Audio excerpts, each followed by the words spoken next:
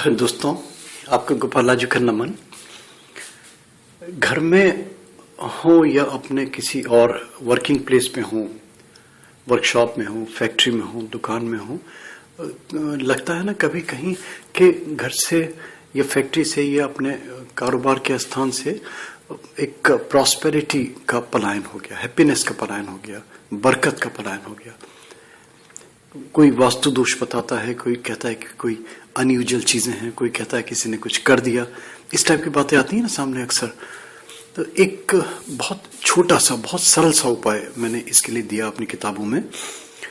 और वैसे भी जो मुझे सुनते हैं वो आप देखते होंगे कि मैं सरलतम चीजें देता हूँ। वो चीजें देता हूँ जो एक तो यूजर्स फ्रेंडली हों और दूसरे वो खुद अपने आप यूज कर सके व्यक्ति। मैं कभी इस चीज में विश्वास नहीं करता कि कोई पंडित हायर करे या कोई एक्सपर्ट हायर करे जो आपको ट्रेन करे, उसके लिए ट्रेनिंग दे आपको उसके लिए। क्योंकि मेरी आस्था है, मैं मानता हूं कि अगर मैं खाऊंगा तो मेरा पेट भरेगा। सरल सी बात है। इसलिए अपना कर्म, अपना खुद का कर्म कीजिए, वो लगेगा। इसके विकल्प हैं। बुजुर्ग को छोड़ दीजिए, बच्चे को छोड़ दीजिए, है ना, और रोगी को छोड़ दीजिए। तो विकल्प हैं। अगर ऐसी अवस्था है तो किसी से दूसरे से करवाना पड़ेगा, मगर अगर सक्षम हैं, कैपेबल हैं और आस्थावान है तो खुद करें, अपने आप करें।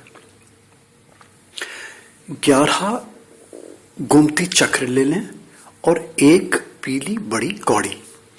इजली अवेलेबल है, मगर जितनी इजली अवेलेबल है उतनी ही फैब्रिकेटेड है, डुप्लीकेसी बहुत है इनके अंदर। ये आप अपने बुद्धि और विवेक से देखिए कि कौन सी असली है, कौन सा नकली है। मैं इसके चित्र भी दे रहा हूं ताकि आपको सरलता हो इनको प्रोक्योर करने में। मिल जाएंगे आसानी से, ऐसी बात नहीं है, बहुत इजली और बहुत चीप, बहुत सस्ते मिलेंगे ये। इनको शोधन कर लीजिए। शोधन करने का सबसे अच्छा तरीका होता है गोमूत्र में से निकालिए।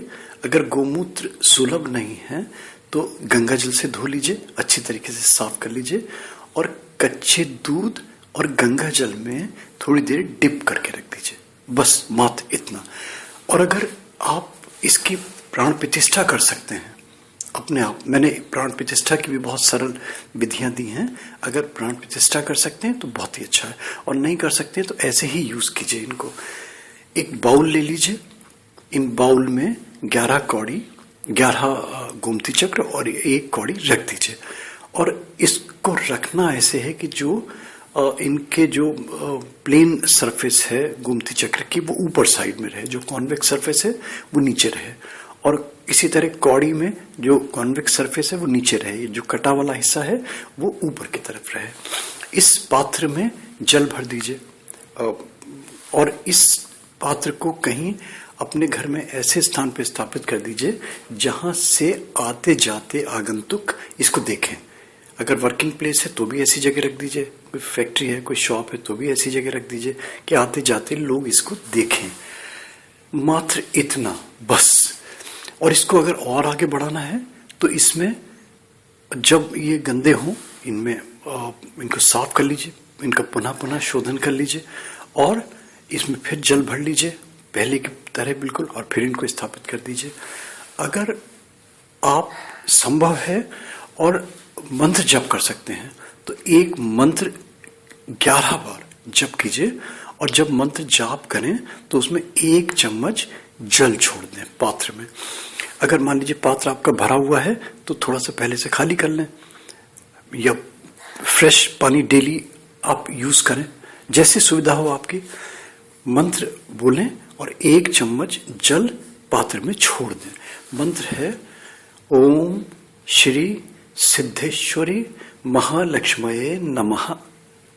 ओम श्री सिद्धेश्वरी महालक्ष्मये नमः। बस मात्र इतना। ये आप करके देखिए, छोटा सा सरल सा प्रयोग, और आप देखिए कि प्रॉस्पेरिटी के लिए घर में कैसा भी वास्तु दोष हो, irrespective of direction, irrespective of placement of the things, तो कुछ कहीं भी कुछ भी हो XYZ, बस ये करिए और भूल जाइए। मात्र इतना सरल सा उपाय। दोस्तों, अगर मेरी चीज़ें छोटी छोटी, बहुत ही छोटी छोटी टिप्स बताता हूँ मैं, अगर ये आपको अच्छे लगते हैं ना, तो प्लीज़ मेरी रिक्वेस्ट होती है कि बस हमें कुछ एक्सपेक्टेशंस नहीं है आपको, केवल इतनी कि इनको वायरल करें और यूट्यूब में सब्सक्राइब करें। थैंक यू दोस्तों, thank you, thanks for hearing गोपालाजू।